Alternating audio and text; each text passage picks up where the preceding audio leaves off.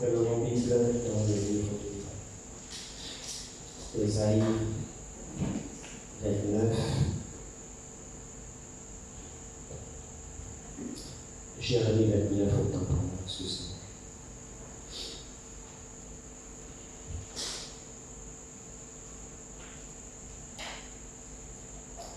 Je souhaite que nous puissions prier un petit peu ce soir.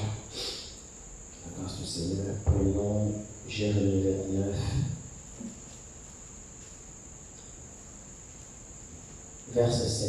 Jérémie 29, verset 7. Nous lisons la parole du Seigneur. Recherchez le bien de la ville où je vous ai mené en captivité. Et priez l'Éternel en sa faveur, parce que votre bonheur dépend du sien. Amen. Que le Seigneur ajoute la bénédiction de sa parole pour vous asseoir.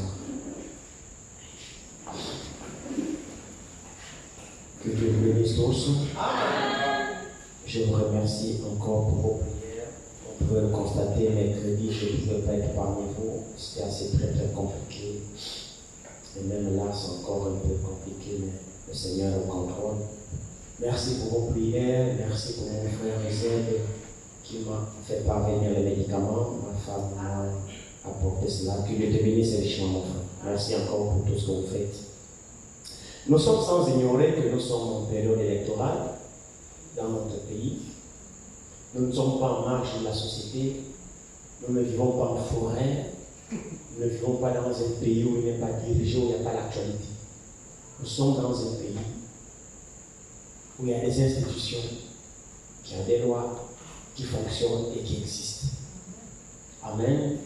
Et notre pays est en pleine période électorale en ce moment. Nous ne pouvons pas être indifférents sur ce qui se passe. Nous ne faisons pas de la politique, mais nous faisons partie de cette nation. Tout ce qui concerne le Gabon nous impacte. Tout ce qui concerne le Gabon te regarde. Parce qu'il n'y a pas de Gabonais sans Gabon. Et il n'y a pas de Gabon aussi sans Gabonais. Amen. Même pour nos frères de l'extérieur qui viennent dans notre pays, nous les accueillons aussi. Ils partagent aussi la même destinée que notre pays. Donc nous sommes dans ce pays, effectivement, qui est dans la période électorale. Et nous savons que la période électorale, par expérience, ça se passe toujours mal. Il y a des gens peut-être qui vont perdre leurs enfants, qui vont perdre leurs parents, qui vont perdre, on ne sait pas. Et nous savons que le système politique est conduit par le diable. Oui. Ça, nous le savons. Le messager dit que la politique est pourrie. Oui. La politique est pourrie. On ne redressera jamais ce monde par la politique. Non. On ne redressera jamais ce monde, même pas par la démocratie. Fais-moi dire que la démocratie a échoué. Et tout le système établi par l'homme a connu son échec. Amen. Mais car cela ne tienne, nous sommes quand même sur cette terre. Nous qui sommes des pèlerins, nous sommes appelés à partir. Nous avons une partie céleste. Nous devons vivre sur cette terre comme Abraham. Mais nous avons un exemple, c'est Jésus-Christ lui-même. Lorsqu'il a été habitant de ce monde, parce qu'il est venu selon une lignée charnelle, nous le savons. Il est venu, la Bible dit que le salut vient des Juifs. Il est venu selon la descendance de David. Donc il avait une lignée charnelle, Jésus. Il avait une lignée. On pouvait remonter sa généalogie. Il était le fils de David. Donc lui étant citoyen dans ce monde, nous voyons qu'il a payé l'impôt. Oui. C'est vrai, non? Yes. Amen. Il a été un honnête citoyen dans ce monde. Amen. Il n'a fait aucune loi dans ce monde. En tant que citoyen, il a payé l'impôt. Oui. C'est bien lui qui dit rendez à César ce qui est à César et à Dieu ce qui est à Dieu. Donc nous aussi, nous avons une nation dans laquelle Dieu nous a placés qui est le Gabon. Et même si nous ne sommes pas des politiciens, mais la politique de cette nation nous impacte. Amen. Que vous le voulez ou non, même si vous ne participez pas, même si vous ne contribuez pas d'une certaine manière ou d'une autre, mais la politique de cette nation nous impacte. Alors, étant impacté par la politique de cette nation, vous allez voir que nous sommes victimes d'une manière ou d'une autre. C'est pourquoi le chrétien a un rôle à jouer. Le rôle du chrétien qu'il joue, ce n'est pas d'être politicien. Comme d'aucuns essaient de nous faire croire que non, mettons dans nos institutions des chrétiens qui sont députés, des chrétiens qui sont gouverneurs. C'est faux, frère. Vous irez à la compte des Saintes Écritures. Parce que Jésus a dit, vous vous souvenez, non, je crois Luc 4, je ne sais pas très bien, je pense, là où il a été tenté, le diable l'a amené sur une autre montagne, vous vous rappelez, non? Et là, il lui a montré, la Bible dit, c'est pas moi qui le dis, la Bible dit, il lui a montré tous les royaumes.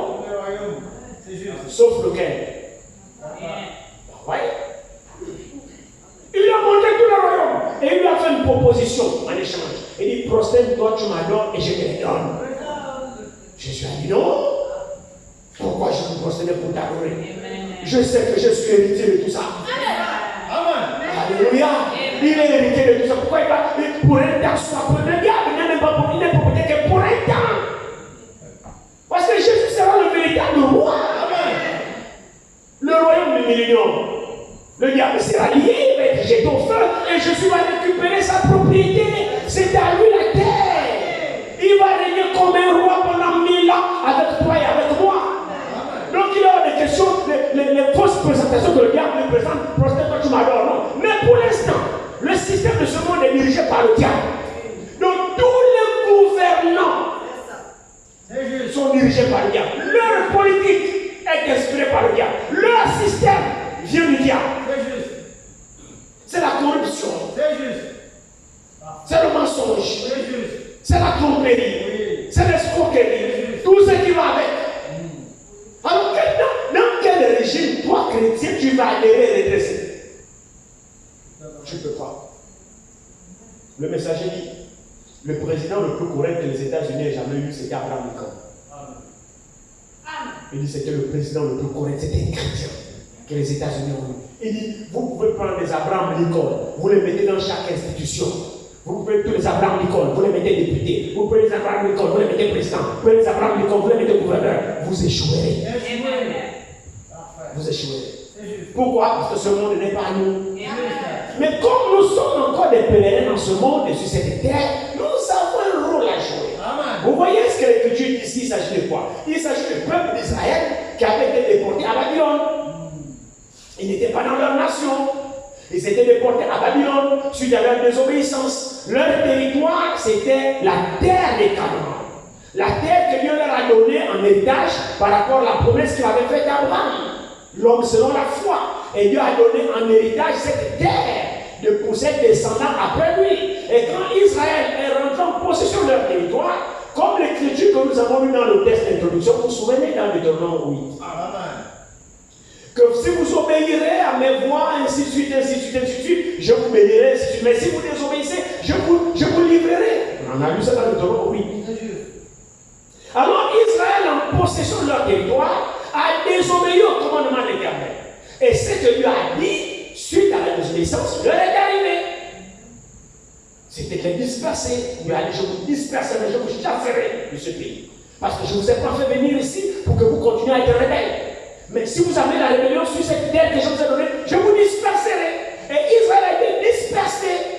Jérémie le prophète va être envoyé. Il va dire à ce peuple que je vous emmènerai, je vous disperserai. Vous serez en esclavage pendant 70 ans. Dieu a dit à Jérémie. Et Jérémie a prophétisé. Alors ici c'est la prophétie de Jérémie qui s'est accomplie sur Israël. Et Israël a été déporté à Babylone où ils sont restés pendant 70 ans. Donc ici maintenant, ils étaient à Babylone. Malgré qu'ils étaient à Babylone, en esclavage, en déportation, selon la parole de Dieu, parce que Dieu a dit, je susciterai mon serviteur Nebuchadnezzar. Or, Nebuchadnezzar était un païen, roi de Babylone. Il ne servait pas Dieu, mais Dieu l'a appelé son serviteur pour punir son peuple qui était rebelle. Donc, ce qui est arrivé en Israël à Babylone était sous la direction de Dieu lui-même. Ceci nous montre quoi? Ceci nous montre que le gouvernement de ce pays, c'est Dieu qui permet qu'il soit là. Même la politique qu'il mène, c'est Dieu qui permet qu'il soit là. Ceci a un but. C'est pourquoi vous allez remarquer quand nous allons poser les élections, mais obéissez à toute autorité. Car il n'y a pas d'autorité qui ne vienne pas de Dieu. Frère, même vous pensez, même s'ils ne servent pas Dieu, ils parole de Dieu, oui, mais Dieu savait qu'il sera là. Je ne sais pas si on est d'accord.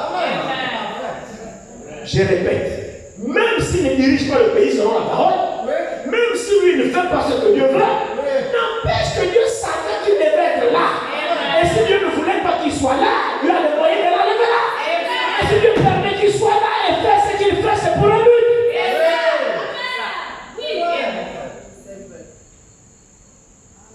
Il a suscité Nebuchadnezzar pour punir son peuple. Nebuchadnezzar, c'était un païen à Babylone.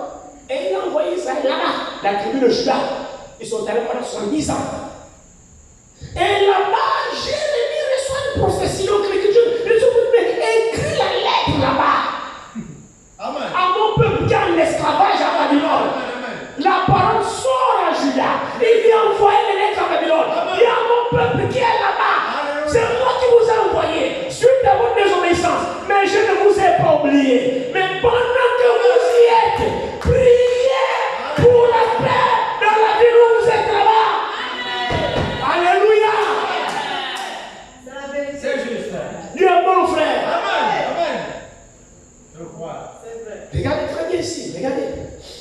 Regardez ici. Commençons au premier verset. Jérémie 29. Voici le contenu de la lettre que Jérémie le prophète envoya de Jérusalem au reste des anciens en captivité, aux sacrificateurs, aux prophètes et à tout le peuple de Nebuchadnezzar, que Nebuchadnezzar avait amené captif de Jérusalem à Babylone. Amen. C'est ça. C'est juste. Amen. Amen.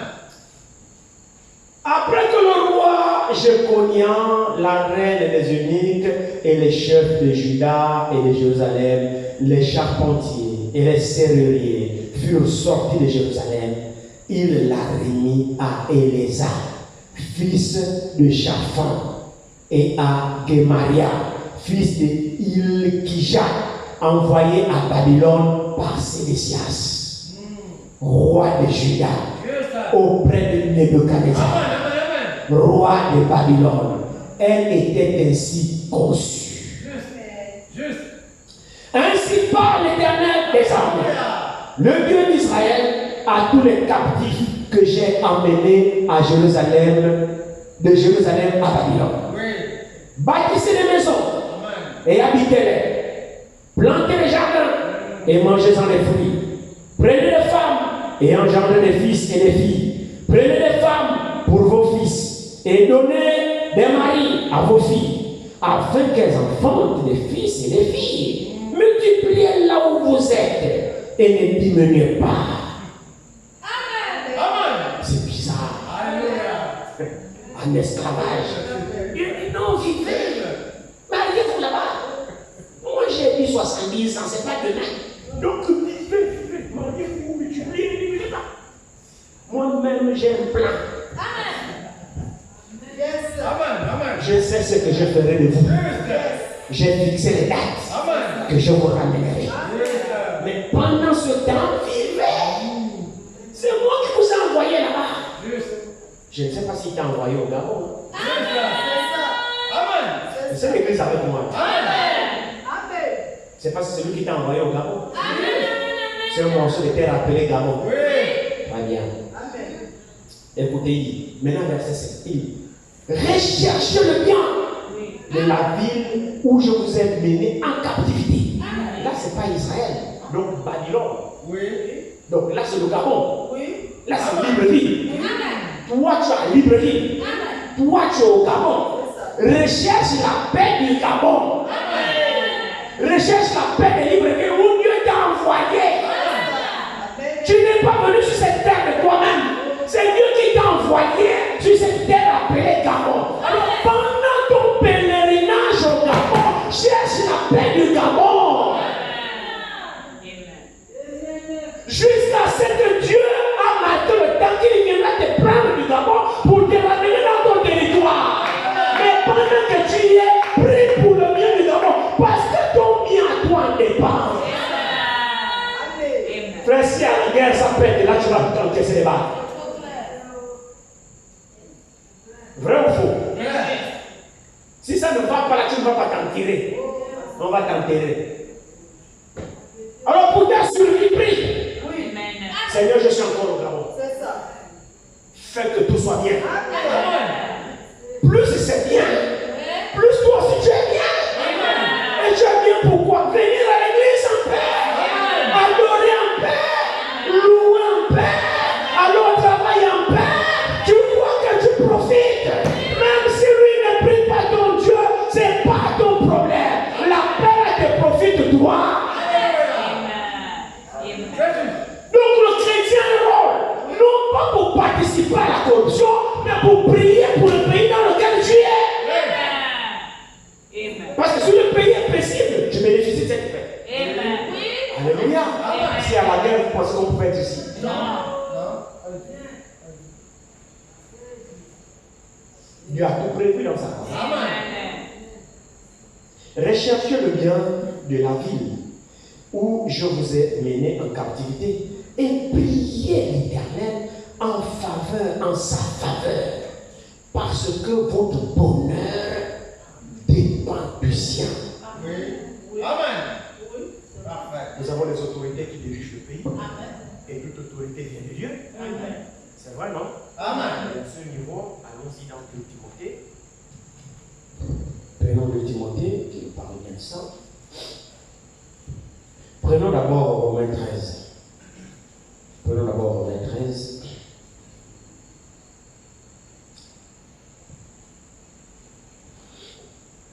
Romains 13, à partir du premier verset de Romains 13, il a dit ceci, que toute personne soit soumise aux autorités supérieures.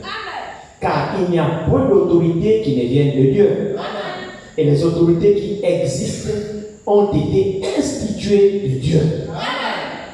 Ça peut vous sembler bizarre, mais qui peut croire qu'un païen comme Nebuchadnezzar, Dieu l'a appelé son serviteur? Vous le croyez? Mais c'est écrit dans la Bible. Dieu a appelé Nebuchadnezzar son serviteur. Et pourtant, Nebuchadnezzar était un païen.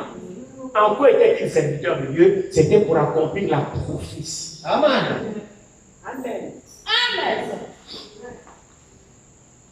Donc, ces gens que vous voyez sont là pour accomplir les prophéties. Amen. C'est juste. Oui. Regardez, une prophétie avait annoncé que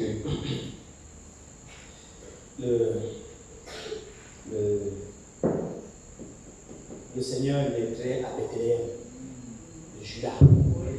C'est vrai, non? Oui. C'est Michée, 800 ans avant. Dieu parle. Et toi, Bethléem, toi qui es la petite parmi dans les villes, de toi sortira celui qui pète, de toi sortira celui qui va pète les nations, ainsi de suite. Toi, Bethléem Ephrata, petite parmi les milliers de Juda, de toi sortira. Donc le Messie avait été annoncé qu'il devait naître à Bethléem. Donc une bourgade de David, vers Nazareth, à Bethléem. Amen. Ça, c'est lui qui l'a dit. Vous savez, frère, pendant que j'étais là à au bureau, j'ai pensé à cela et je pensais à beaucoup de choses. Mais la prophétie, c'est vrai que la parole de Dieu est vraiment vraie. Que la prophétie ne peut pas être l'objet d'une interprétation. Amen. Yes. Parce qu'une vraie prophétie qui vient de Dieu, ce n'est pas les calculs de l'homme. Quand bien même un homme peut inventer une prophétie, Oui. accordons cela parce que c'est possible qu'on puisse inventer les prophéties. Mais pour faire en sorte que ce qui a été prédit s'accomplisse, ça, ce n'est plus le devoir de l'homme. Amen. Vous savez pourquoi? Parce que l'homme n'est pas le maître des temps et des circonstances. Amen. Il peut fabriquer une prophétie, mais il n'a pas de moyens pour faire en sorte que ce qu'il a fabriqué arrive. Il n'a pas de moyens pour la simple raison qu'il est limité. Amen. Mais quand le prophétie annoncé s'accomplit, frère, c'est Dieu. Amen. Et là, ce n'est plus le domaine de l'homme, c'est Dieu lui-même. Amen. Alors, Dieu fait comment pour accomplir les prophéties? Par des hommes, même par des politiciens, par n'importe qui. Dieu suscitera n'importe qui pour que ce qu'il a dit s'accomplisse. Amen. Et c'est en cela que tous sont ses serviteurs. Alléluia. Même un voleur qui pille les richesses, c'est son serviteur.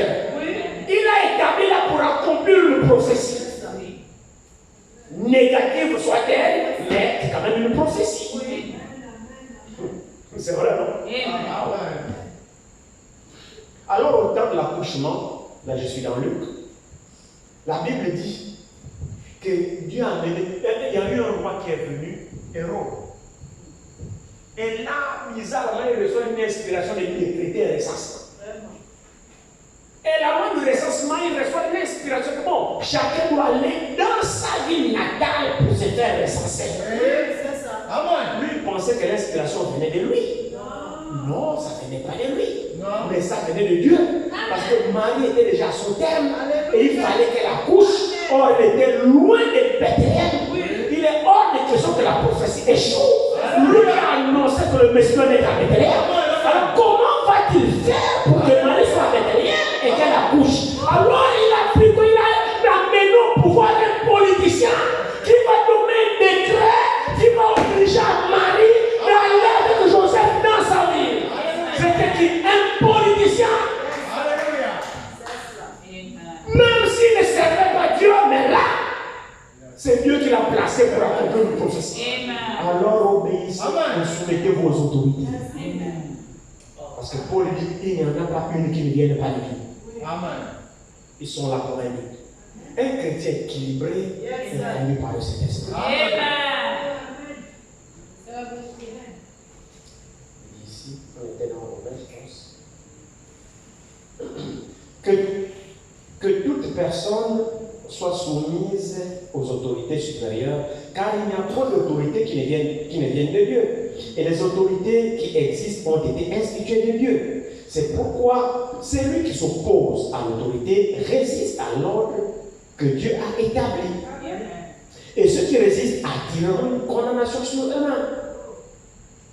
Amen. Quand nous partons dans Timothée,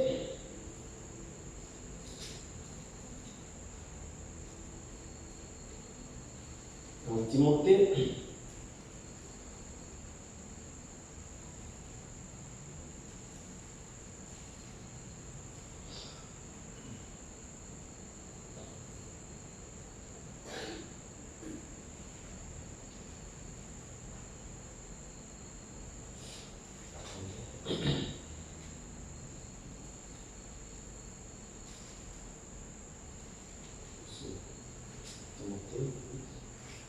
Timothée 2, le premier verset.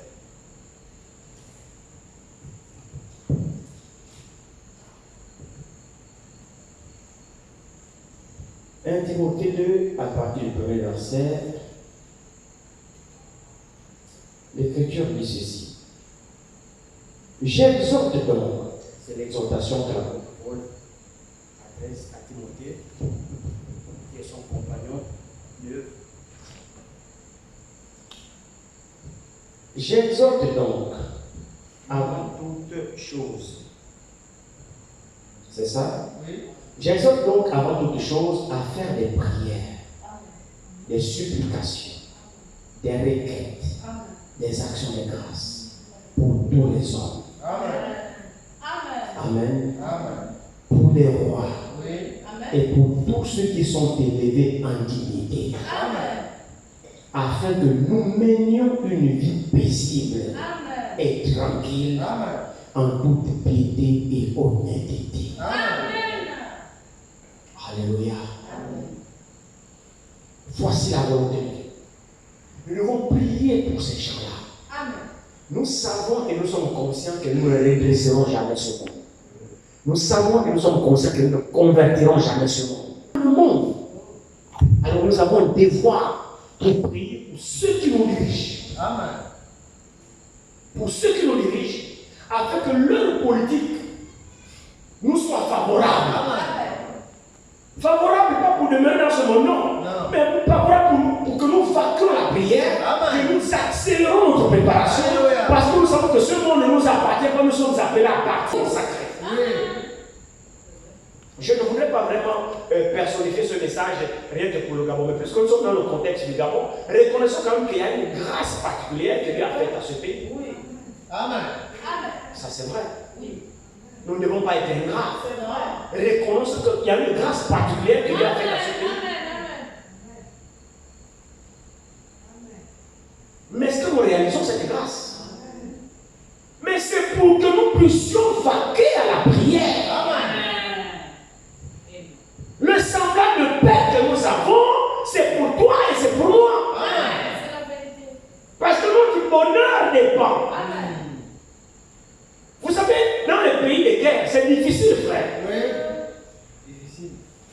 Dans les pays de guerre, c'est difficile.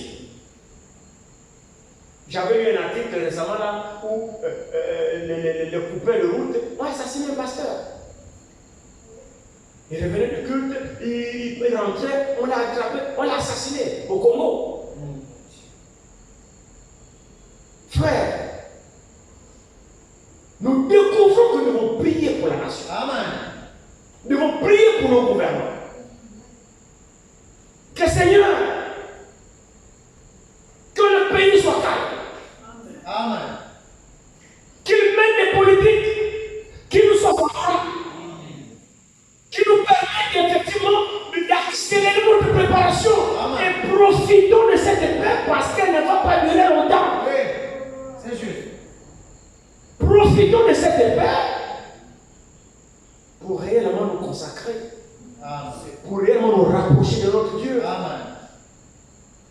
C'est pas sûr qu'elle va durer longtemps. Non, c'est pas sûr qu'elle va durer longtemps. Mais Dieu nous accorde encore la grâce. Alléluia. Sortons de la paresse, frère. Amen. Et c'est même l'homme gabonais qui est paresseux. C'est même l'adorateur gabonais qui est paresseux. Le Gabonais, l'adorateur gabonais tombe facilement dans la facilité. Mais que Dieu nous aide. Amen. Nous sommes en période électorale. Prions le Seigneur qu'aucune goutte de sang ne puisse tomber. Vous savez, ça n'arrive pas toujours aux autres. C'est juste. Non. L'élection dernière, là, on a compté des morts. Hein? On a compté des morts. Ça peut nous arriver. S'il y a des troubles, tu viens au culte, une balle perdue. Boum. Nous ne faisons pas des politiques. Nous ne partons pas dans les meetings. Mais il y a des balles perdues. Oui. Oui. Oui. Il y a des balles perdues. Oh, si les choses se passent bien, notre Dieu a la capacité de faire en sorte que ça se passe bien.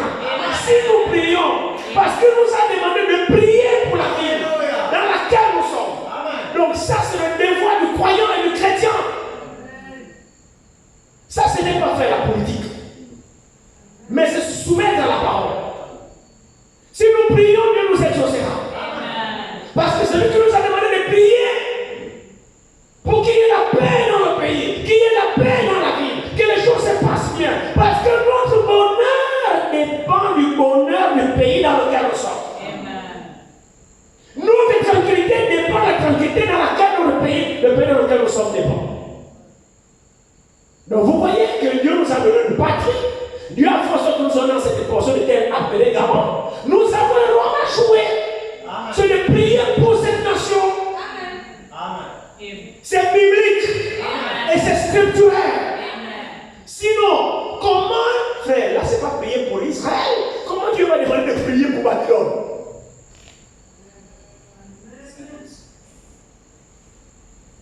C'est parce que vous êtes là. Dieu n'a pas demandé de prier pour Israël. Non. Dieu a demandé à ses enfants captifs de Juda qui se retrouvent à Babylone. Pays corrompu, on n'adore pas Dieu, on ne fait rien. Mais Dieu dit à ses enfants qui sont en train de prier pour Babylone. Parce que votre paix n'est pas de la paix de Babylone. Donc ça montre que Dieu tenait à son peuple. Malgré qu'il soit là-bas, Dieu avait l'œil. Dieu ne les a pas totalement abandonnés. Amen. Non. Et d'ailleurs, Dieu n'abandonne pas totalement son peuple. Qui vous a menti? Dieu nous livre pour un temps pour nous châtier parce que nous sommes têtus. Mais Dieu ne nous abandonne pas. Alléluia. Qui peut comprendre que à Babylone, Dieu se soucie? Dans sa colère, il les a dispersés. Mais dans son amour, il priait. Je vous vois depuis là-bas. Alléluia. Je ne vous ai pas oublié. Non. Ne vous inquiétez pas. Mariez-vous. Vivez une vie normale. Mon œil est sur vous. Le temps marquera. Je vous ramènerai chez vous. Mais pendant que vous y êtes, cette nation ne me craint pas. Cette nation ne me connaît pas. Cette nation ne me sert pas. Mais vous êtes là-bas. Même si vous ne me servez pas là-bas, il n'y a pas d'église, il n'y a pas de prédicateur. Il n'y a rien. Mais quand même, priez. Amen. De là-bas, je vous écoute. Amen. Priez pour la paix, Babylone. Amen. Parce que votre survie en dépend. Et quand nous transposons ça sur nous, nous avons la responsabilité de prier pour les pays dans lesquels nous sommes. C'est vrai. Parfait. C'est pas si on est tous d'accord. Amen. Nous avons la responsabilité. Voter, c'est un devoir citoyen. Amen. Voter est un devoir citoyen. Ici, à la chaire, c'est pas un endroit pour donner les consignes de vote. Non. Si vous voyez un pasteur qui vous fait la campagne ici, voter tel, alors c'est un politicien. Il est dans le parti de ce monsieur-là. Ici, on prêche la parole. Le seul candidat que nous devons voter, c'est Jésus-Christ. Mais Jésus n'est pas campagne. Je vais vous donner le conseil d'aller voter Jésus. Prenez position pour la parole. Maintenant, celui qui va aller voter, libre d'aller voter, c'est un devoir citoyen. Personne ne peut vous arracher ce devoir. C'est un devoir citoyen. Sauf que vous serez comptable de votre vote. Vous avez le droit de voter? Oui. Vous êtes comptable de votre vote. Grâce à votre voix, il sera élu. Celui que vous aurez voté, bien sûr. Il sera élu grâce à votre voix que vous lui aurez donnée. Alors, vous serez comptable de sa politique de façon directe. Parce que sans votre voix, il n'aurait pas été là. Je ne vais effrayer personne. J'ai dit, voter, c'est un devoir citoyen. Moi, je ne suis pas là-bas. Moi, je suis là où ce qui m'intéresse, c'est que prions pour que tout se passe bien. Ils ne donnent pas les consignes de vote ici. Prions que tout se passe bien pour que nous soyons en paix. Qu'au soir du 26, c'est quoi? C'est la semaine prochaine? Oui. C'est la semaine prochaine, le 26 août, je pense. Qu'au soir du 26 août, que le Seigneur, à cause de nos prières, Amen, puisse arrêter que le sang coule. Les intentions de l'ennemi de détruire, de semer le trouble, qu'à cause de nos seigneurs, amen, cela. Amen. Seigneur, aie pitié de tes enfants, nous sommes encore ici. Qui de nous veut perdre son enfant, veut perdre son parent ici? Personne n'est pas prêt pour ça. Alors prions. Ce que nous pouvons faire, c'est seulement de prier. Ça, on a le devoir de le faire en tant que croyants. Prions que tout se passe bien. Frère, c'est biblique. Seigneur, accorde les élections apaisées. Que celui qui sera battu reconnaisse le verdict des urnes. Dieu peut faire ça. À cause de nous, il va faire ça. Qu'il n'y ait pas l'enfant de quelqu'un qui puisse tomber. Qu'il n'y ait pas le père de quelqu'un qui puisse tomber. C'est pas le moment d'être orphelin. On est déjà orphelin de Jésus physiquement. Il ne faut pas qu'on en soit encore orphelin des parents. C'est juste. Amen. C'est pas. Amen. Amen. Allons-y dans la prière. Nous allons prier.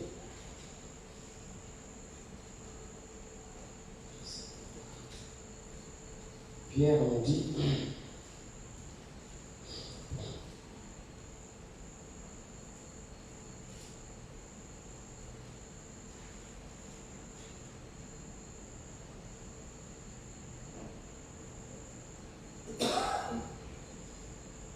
Pierre 2,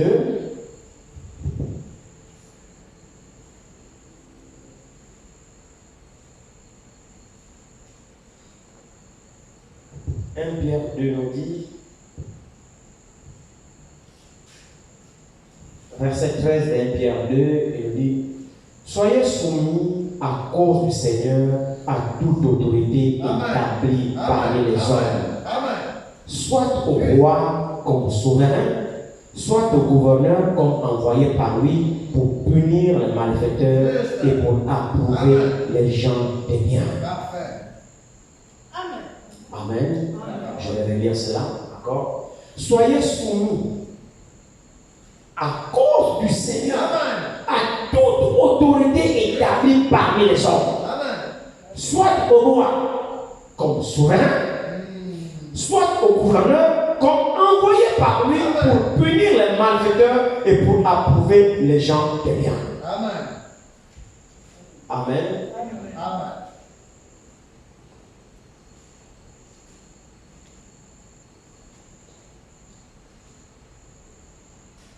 Tite, chapitre 3. Tite, chapitre 3, partie du premier verset.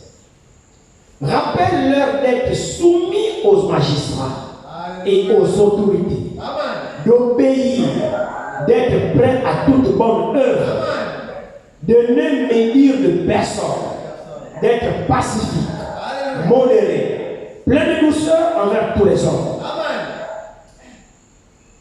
Amen. Amen. C'est écrit, hein? Donc nous allons prier pour les autorités qui dirigent notre pays, que ce soit ceux du pouvoir, que ce soit ceux de position, que ce soit qui, ce sont des autorités. Et c'est Dieu qui a permis qu'elles soient là. Selon Paul dans Romains, il n'y a pas d'autorité qui ne vienne pas de Dieu.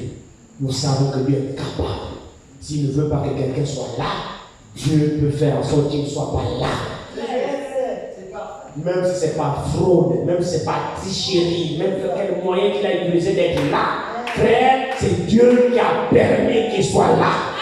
C'est la permission, parce que Dieu a les moyens de faire en sorte qu'il ne soit pas là. C'est pas si vous voyez les choses comme moi.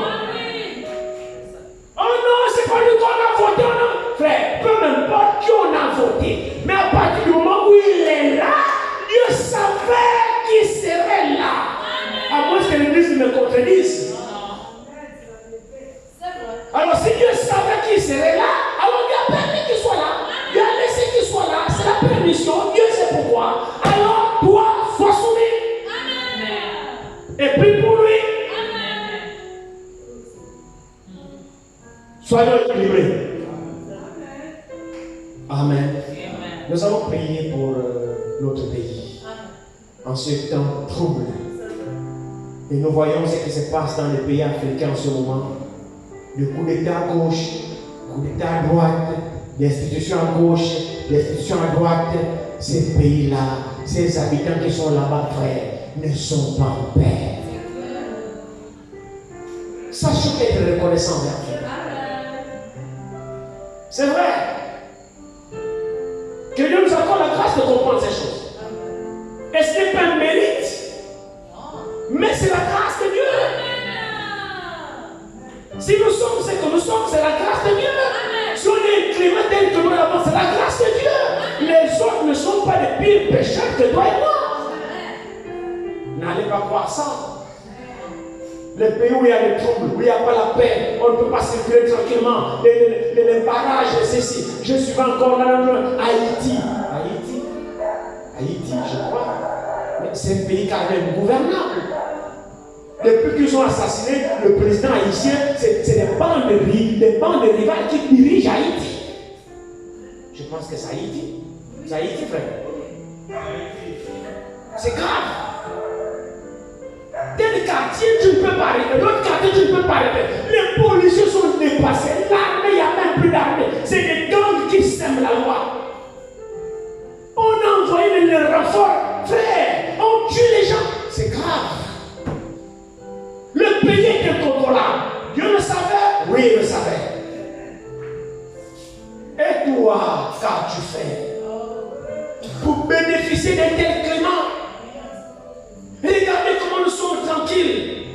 Tu peux sortir à n'importe. Frère, on n'a même pas de bandes ici. Non, c'est faux, on n'a pas. Remercions Dieu pour la grâce qu'il nous a accordée. On n'a pas de bandes ici.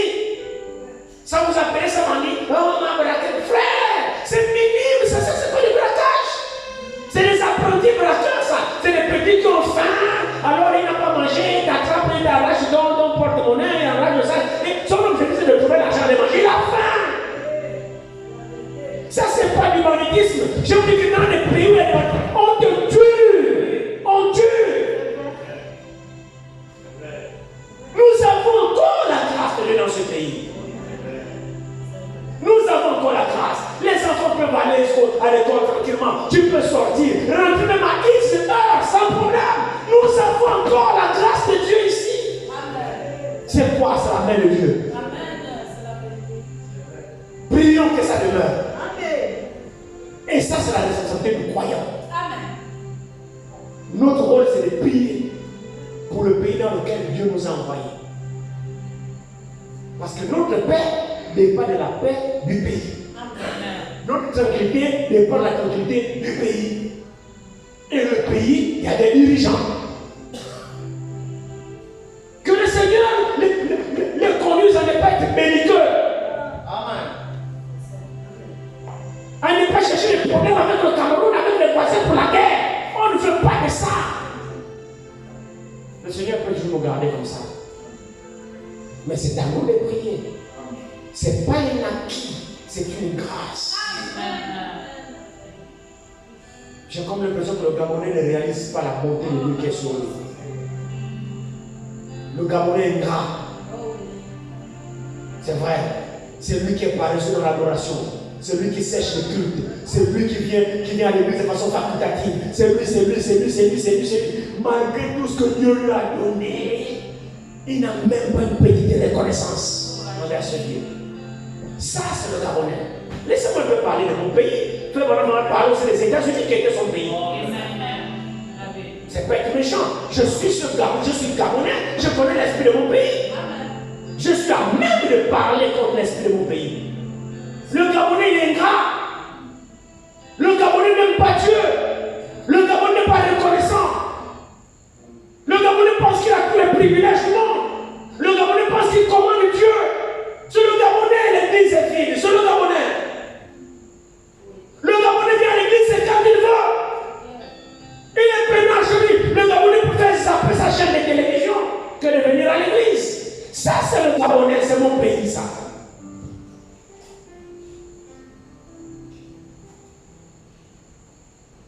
Pourquoi? Que Dieu nous accorde la grâce de réaliser ce que Dieu a fait pour nous et de nous servir en conséquence. Il y a d'autres qui veulent avoir l'opportunité que toi tu as, mais Dieu le leur a privé. Le ciel n'a pas été clément envers eux. Vous pensez que les pays qui sont dans la guerre ont demandé à avoir la guerre?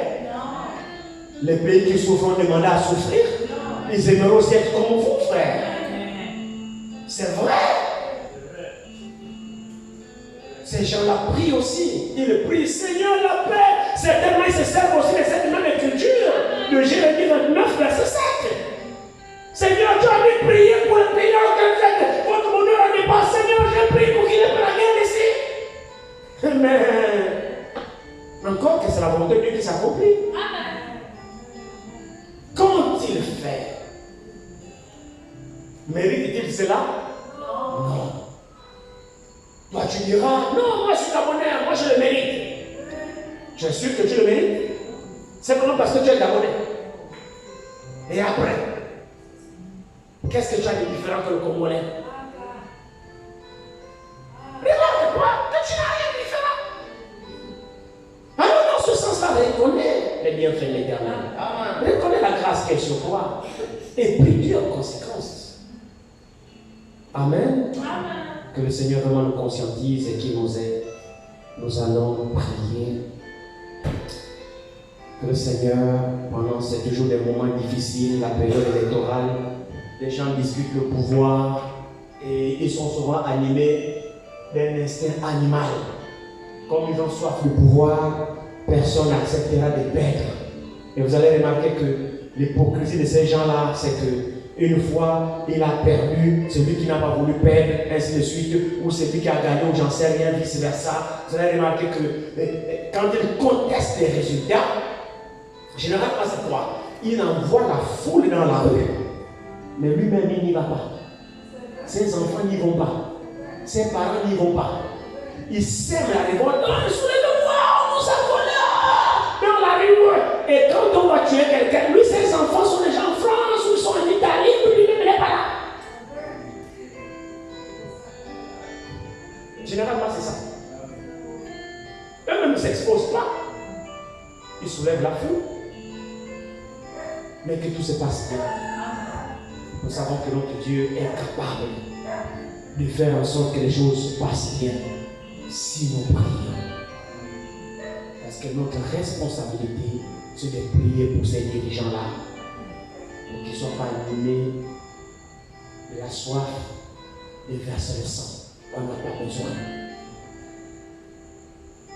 Dieu peut nous exaucer, non? Donc, on a le droit de prier. Donc, nous allons prier pour cette requête. Principalement, nous allons prier pour ça, que le Seigneur vraiment puisse nous aider.